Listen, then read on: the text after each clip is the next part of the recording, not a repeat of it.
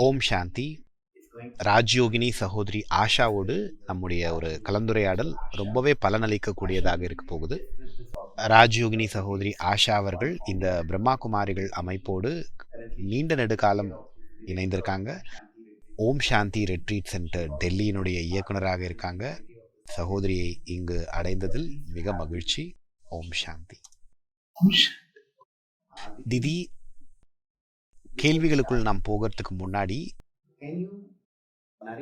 இந்த அமைப்போடு நீங்கள் எப்படி உங்களை தொடர்பு படுத்திக் கொண்டீங்க? நான் இந்த அமைப்பினுடைய காண்டாக்ட்ல ஒரு சிறு வயதிலேயே வந்துட்டேன். 8.5 வயது இருக்கும். என்னுடைய தாய் தந்தை மூலமாக தான் நான் வந்தேன். முக்கியமான விஷயம் எனக்கு என்னுடைய தந்தை மூலமாக வந்தது என்ன அப்படின்னா, இந்த ஞானம். என்னுடைய வாழ்க்கையின் லட்சியம் என்ன? அதாவது ஒரு ஆடு போல மற்றவர்களை பின்பற்றி இருப்பதா, இல்லைன்னா ஒரு அசாதாரணமான விஷயத்தை பண்றதா? ஸோ இது என்னுடைய மனதில் அப்பவே பதிஞ்சிருச்சு. ரெண்டாவது விஷயம், ஒரு குமாரி அவங்க திருமணம் ஆகாத முன்னாடி மற்றவர்கள் எல்லாரும் அவங்களுடைய கால்களை விழுந்து வணங்குவாங்க. ஆனா திருமணம் ஆன பிறகு அவங்க மற்றவங்க கால்களில் விழுந்து வணங்குவாங்க. அந்த சிறு வயதுல எனக்கு திருமணம்னா என்னன்னு தெரியல. ஆனா இந்த விஷயம் என் மனதுல பதிஞ்சிருச்சு. நான் யாருடைய கால்களையும் விழுந்து வணங்க மாட்டேன். ஸோ அதுக்கப்புறம் தான் நான் என்ன அப்படின்றதெல்லாம் புரிஞ்சுக்க ஆரம்பிச்சேன். ஸோ வாழ்க்கையினுடைய லட்சியம் அப்படின்றது வாழ்க்கையை தெய்வீகமாக்குதல், சுயத்தை தெய்வீகமாக்குதல். மற்றும் ரெண்டாவது விஷயம், என்னை எது ஈர்த்துச்சு அப்படின்னா சேவை. அதாவது நான் வந்து மவுண்ட் கார்மன் காலேஜ் பெங்களூர்ல லெக்சரரா இருந்தேன். ஆனா எப்பவுமே பாபாவுடைய சேவை என்னை ஈர்த்துச்சு. ஏனென்றால் அங்க மாணவர்களை வந்து நம்ம வாழ்க்கைக்காக பாடம் கற்பிப்போம். ஆனா இங்க ஒரு மனிதனை வந்து வாழ்க்கையை மாற்றுவதற்கு நம்ம முயற்சிக்கிறோம். அதாவது ஒரு வாழ்க்கை மகிழ்ச்சி, அமைதி, திருப்தி நிறைந்த வாழ்க்கையாக மாற்றுவதற்கு நம்ம முயற்சி செய்கிறோம். மற்றும் இது ரொம்ப ஒரு எல்லையற்றதாகவும் பறந்து விரிந்ததாகவும் இருக்கு. அதனால நான் இதை வந்து தேர்ந்தெடுத்தேன். இன்னைக்கு மனிதர்கள் மாறணும்னு நினைக்கிறாங்க.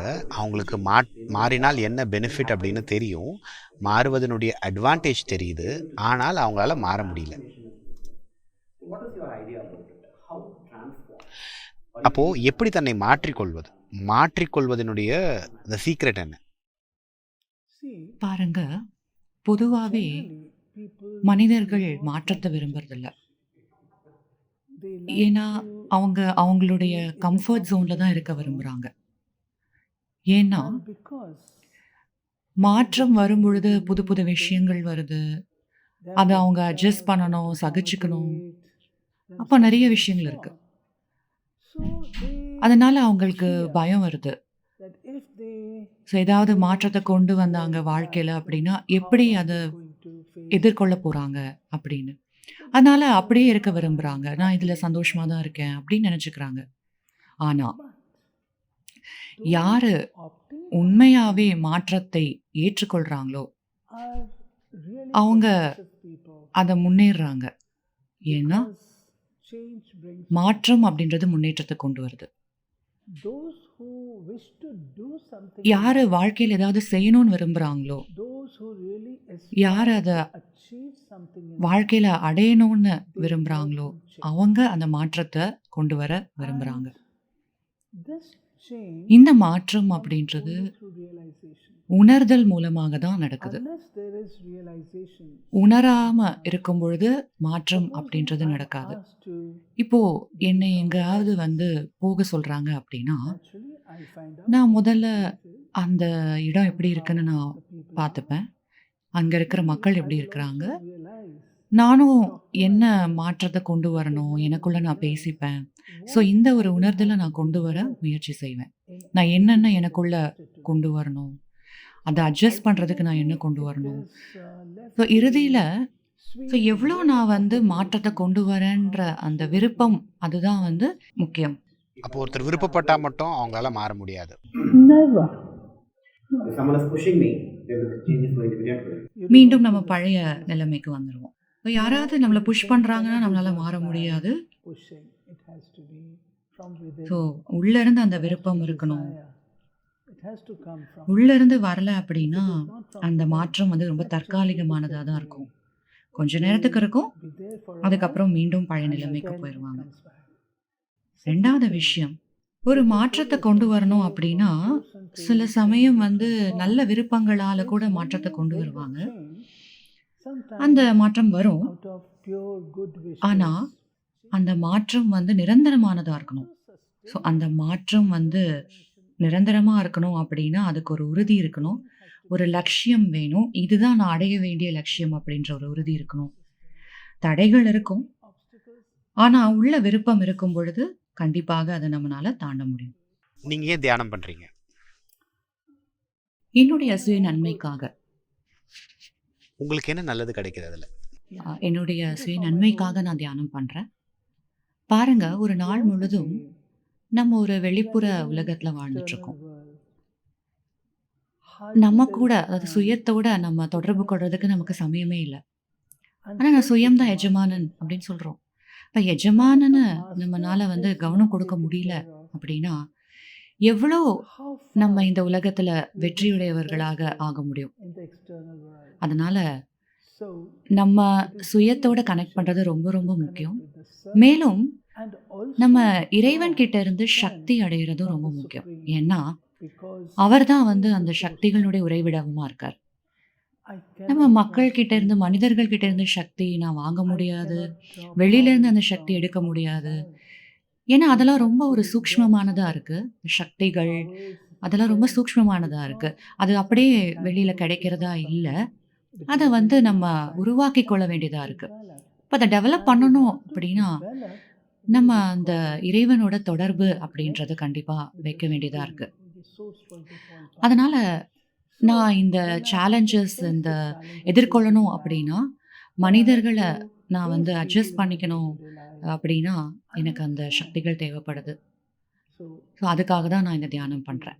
மெடிடேஷன் அப்படிங்கிறது என்னோடான தொடர்பு, மேலே இறைவனோடான தொடர்பு. கரெக்ட். இந்த ஆர்கனைசேஷன்ல வெஜிடேரியனிசத்துக்கு முக்கியத்துவம் கொடுக்கப்படுது. ஆனா ஏன் ஒருத்தர் வெஜிடேரியனா மாறணும்? அந்த பக்கத்துல நான் வெஜிடேரியன் ஃபுட் ரொம்ப டேஸ்டியா இருக்கு, புரோட்டீன்ஸ் இருக்கு. ஏன் வெஜிடேரியனிசம்? பாருங்க, நம்ம அமைப்புல மட்டும் இல்ல, இப்போ முழு உலகத்திலயும் கூட மக்கள் வந்து இந்த வெஜிடேரியனை வந்து தேர்ந்தெடுக்கிறாங்க. ஏனென்றால் அசைவம் அப்படின்றது வன்முறை. அதாவது நீங்க யோசிச்சு பாருங்க, அந்த ஒரு விலங்கை வந்து கொலை செய்யும் பொழுது அந்த உணர்வுகள் எப்படி இருக்கு? அந்த உணர்வுகளோட அந்த விலங்கு இறந்து போயிட்டு அதை வந்து உணவை சாப்பிடும் பொழுது அந்த மனிதன் கிட்ட இருந்து எந்த ஒரு உணர்வு வருது? வன்முறை. எதனால இந்த கோபம் அப்படின்றது அதிகமாயிட்டே இருக்கு? ஏனென்றால் இந்த வன்முறையினால தான். ரெண்டாவது விஷயம், சைவ உணவு அப்படின்றது சாத்வீகமானது. சாத்வீகமான உணவு அப்படின்னா நம்மளுடைய எண்ணங்கள், நம்மளுடைய புத்தி, நம்மளுடைய உணர்வுகள் எல்லாமே வந்து ஒரு உறுதியானதாக ஸ்டேபிளாக இருக்கு. ஆனா அசைவ உணவுல பாத்தீங்கன்னா அந்த டாக்ஸின்ஸ், அந்த நச்சு பொருட்கள் அப்படின்றது அதிகமா இருக்கு. இதுல சைவ உணவுல நச்சு பொருட்கள் கம்மியா இருக்கு. மேலும் நீங்க ஒரு விஷயம் பார்த்தீங்கன்னா, கோவில்களுக்கு நீங்க அசைவ உணவு எடுத்துட்டு போவீங்களா? போக மாட்டோம். அதாவது சாலட் எடுத்துட்டு போவோமா? போக மாட்டோம். ரொம்ப தூய உணவு தான் எடுத்துட்டு போவோம். சைவ உணவு தான் வந்து தேவதைகளுக்கு வணங்குறாங்க. அதாவது அசைவ உணவும் கொடுக்கலாம் அப்படின்னா தெய்வங்களுக்கு கொடுத்துருப்பாங்க இல்லையா? இந்த மிருகங்கள் எல்லாம் மனிதர்களுக்காகத்தான் உருவாக்கப்பட்டிருக்கு. ஒருவேளை அதை சாப்பிடவில்லை என்றால் நாம் இந்த ஈகோசிஸ்டமே வந்து டிஸ்டர்ப் பண்ணுறோம். இதை எப்படி எடுத்துக்கிறது திதி? ஸோ அதுவும் ஒரு தவறான உணர்வு, புரிதல் தான். அதாவது விலங்குகள் வந்து மனிதர்களுக்கு படைக்கப்பட்டிருக்கு அப்படின்னு.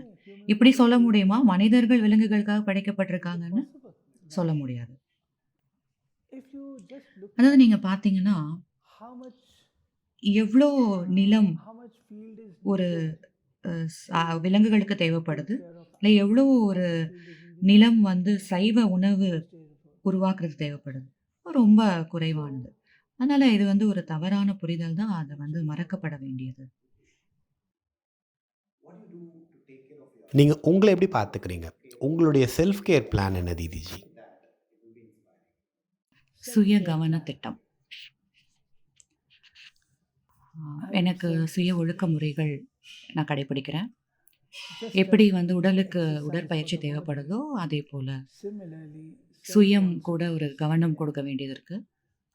அதாவது அந்த கவனம் என்ன அப்படின்னா, அதிகாலை தியானம், மேலும் மவுண்ட் அபுலேருந்து நமக்கு கிடைக்கக்கூடிய பாடங்கள், தியானம் மற்றும் நம்முடைய கண்ணோட்டத்துல மாற்றம். நேர்மறை தன்மை நம்ம கொண்டு வர்றது. எப்போ நேர்மறை தன்மை இருக்கோ, அதாவது என்னுடைய கண்ணோட்டத்துல, என்னுடைய உணர்வுகள்ல, அப்ப நிறைய விஷயங்கள் தானாவே எளிமையா நடந்துருது. அதாவது எதிர்மறை தன்மை தீய எண்ணங்கள உருவாக்குது, தேவையில்லாத எண்ணங்கள உருவாக்குது. அது தனக்கும் சரி, பிறருக்கும் சரி தீயவற்றை தான் கொண்டு வருது. இப்ப என்ன நான் வந்து கவனமா பார்த்துக்கணும் அப்படின்னா, நான் வந்து நல்ல எண்ணங்கள உருவாக்கணும், நல்ல வார்த்தைகள பேசணும். அது மற்றவர்களுக்கும், எனக்கும் சரி மகிழ்ச்சியை கொடுக்கக்கூடியதாக இருக்கணும். தீதிஜி, இந்த மாதிரி ஒரு கருத்து இருக்கு. நீங்க ஆன்மீகம் அப்படின்னு வந்துட்டீங்க அப்படின்னா, நீங்க நெறைய விஷயத்த விட்டு வெளிய வந்துருவீங்க. நீங்க தியாகம் பண்ணிடுவீங்க. ஆனா, நான் இங்க பிரம்மா குமாரிகள்ல பார்க்கும்போது, நெறைய அமைதியை உருவாக்கக்கூடிய, அமைதிக்கான வேலைகள் நடந்து கொண்டிருக்கு. இதுல நீங்க சகோதரிகள் நெறைய அட்மினிஸ்ட்ரேஷன் பண்றீங்க. அப்போ ஸ்பிரிச்சுவாலிட்டியும், அட்மினிஸ்ட்ரேஷன் மேலாண்மையும் எப்படி ஒண்ணா சேர்ந்து வருது?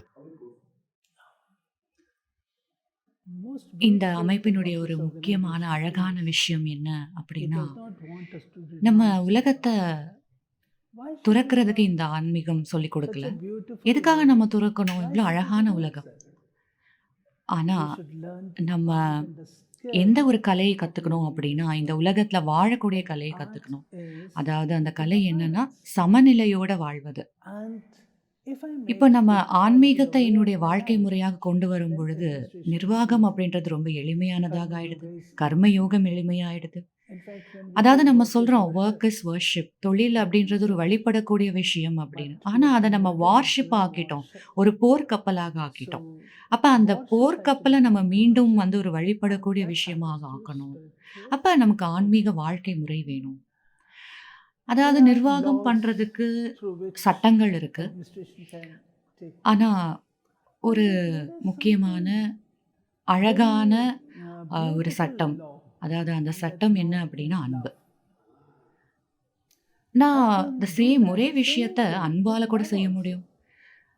சட்டத்த கையில எடுக்க வேண்டிய அவசியம் இல்ல. அத நான் அன்புல செய்ய முடியும் அப்படிங்கிறப்ப, அதாவது இறைவனால அன்புல செய்ய முடியுது. நம்முடைய கலாச்சாரம் சொல்லுது எல்லாமே அன்பினால செய்ய முடியும். இப்ப இவங்க எல்லாம் செய்ய முடியும் அப்படிங்கும் பொழுது, ஏன் என்னால செய்ய முடியாது? இப்ப அன்பு தான் வந்து ஒரு கோட்பாடு. அதாவது ஒரு ஆன்மீக கோட்பாடு. இதன் மூலமாக ஒரு கர்மயோக வாழ்க்கை நம்ம வாழ முடியும். நிர்வாகமும் எளிமையாக செய்ய முடியும். திதி, இப்படி ஒரு அபிப்பிராயமும் இருக்கு இல்லையா? எல்லாமே அன்பு அப்படின்னா அவங்கள ஏமாத்திருவாங்க. அப்போ நீங்க ஒரு இடத்துல ஒருத்தர வேலை வாங்கணும் அப்படின்னா, நீங்க அவர பயமுறுத்தணும், மேலே ஏறி நிக்கணும், கடுமையா பேசணும். அப்பதான் வேலை செய்வாங்க. இதை எப்படி பார்த்துக்கிறது திதி? மறுபடியும் அத நான் சொல்லுவேன், அது ஒரு தவறான புரிதல் அப்படின்னு. அதாவது நீங்க மனிதர்களுடைய உள்ளத்த வெற்றி அடையும் பொழுது, அவங்களுடைய வாழ்க்கைய அர்ப்பணிக்கிறாங்க. எனக்கு டாக்டர் அப்துல் கலாம் அவர்கள தெரியும். அவருடைய செயலாளர எங்களுக்கு அறிமுகப்படுத்தும் பொழுது, அவர் என்ன சொன்னார் அப்படின்னா, இவர் என்னுடைய ஆஃபீஸ்னுடைய ஒரு தூண் அப்படின்னு சொன்னாரு. அப்ப அவருடைய ஆஃபீஸ் தூண்ன்னு சொல்லும் பொழுது, பாருங்க எவ்ளோ அன்பு அவர் வச்சிருந்தாரு. எனக்கு அந்த நபர தெரியும் பர்சனலா. அதாவது அவர் டாக்டர் அப்துல் கலாம்காக எத வேணா செய்வாரு, எந்த சமயத்துல வேணாலும் செய்வாரு, எப்பல்லாம் தேவையோ அப்பல்லாம் செய்வாரு. ஸோ அதுதான் அன்பு. அன்பு மூலமாக ஒரு மனிதரை நம்ம எதை வேணா செய்ய வைக்க முடியும். Bhagwan never ஆனா cheated. அதுக்காக அவரை நம்மள ஏமாத்தல. You will never cheat that person. அவரை நம்ம ரொம்ப நேர்மையாக நடத்துவோம். You will never ரொம்ப வெளிப்படையாக இருப்போம். that person. You will be transparent with that person. ரொம்ப மரியாதையோட நடத்துவோம். That person. Once அதே போல சில பேர் இருக்கிறாங்க, அவங்களுக்கு பயத்தினால மரியாதை மட்டும் கிடைக்கும், ஆனா அன்பு கிடைக்கிறது. respected. ஸோ அது பயத்தின் மூலமாக அவங்களுக்கு அந்த மரியாதை கிடைக்குது. ஸோ அது ஓகேவா? அதாவது எப்பயுமே ஒரு அழுத்தம் இருக்கு, டென்ஷன் இருக்கு, ஆனால் அன்பு இல்லை. நான் எப்படிங்க நேசிக்கிறது? எனக்கு நேசிக்கவே வரமாட்டேங்குது. இப்படி தான் மனிதர்கள் சொல்கிறாங்க. வெறுமனே முகம் தெரியாத மனிதர்களுக்கு இல்லை, அவங்க ஃபேமிலிக்குள்ளேயே இதான் சொல்கிறாங்க. அவங்களுடைய ரிலேட்டிவ்ஸ்குள்ளேயே என்னால் நேசிக்க முடியல அப்படிங்கிறது தான் ஒரு கம்ப்ளைண்ட்டாக கொடுக்குறாங்க. இது எதனால அப்படின்னா, நமக்குள்ள இருக்கிற சக்திகளினுடைய குறைவு. Because we do not நம்ம கிட்ட அந்த சக்திகள் இல்லாதனால நம்ம என்ன சொல்றோம் அப்படின்னா, stop well. இதுக்கப்புறம் இது வரைக்கும் தான் என்னால் அன்பு செய்ய முடியும், இதுக்கு மேலே என்னால் முடியாது அப்படின்ற வார்த்தைகள் நம்ம உபயோகப்படுத்துகிறோம். ஏன்னா உள்ள நம்ம காலியாக இருக்கிறதுனால. இங்கே தான் இந்த தியானத்தினுடைய ஒரு ரூல் வருது. நம்ம எப்போ தியானம் பண்ணுறோமோ, அதாவது நம்ம இறைவன் அன்பானவர், அப்போ அவரோட நம்ம தொடர்பு கொள்ளும் பொழுது அந்த பவர் சக்தி நமக்கு வருது.